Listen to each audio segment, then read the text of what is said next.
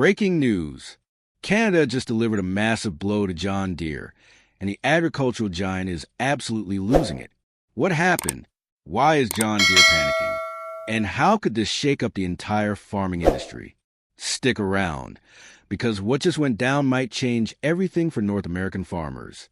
For years, John Deere has been the go-to name in agricultural machinery. Tractors, harvesters, GPS tech.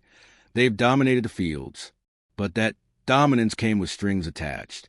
Farmers around the world, especially in Canada, have been furious over one thing: right to repair.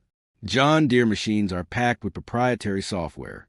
So when something breaks down, farmers can't fix it themselves.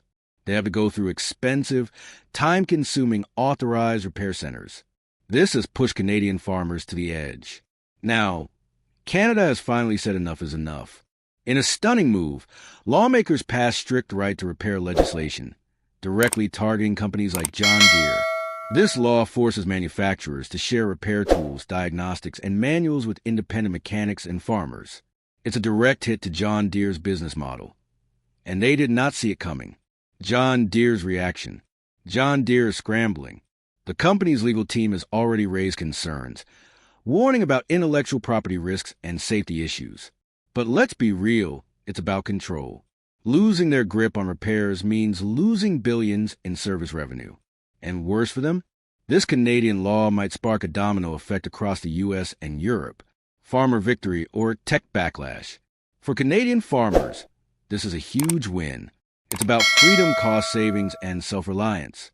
But some experts worry. Could this push companies to lock down their machines even more? Could we see subscription-only farming tech? Only time will tell.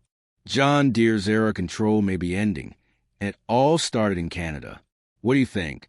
Is this the beginning of a new farming revolution, or just the start of a bigger tech war? Smash that like button. Subscribe for more breaking stories, and drop your thoughts in the comments below.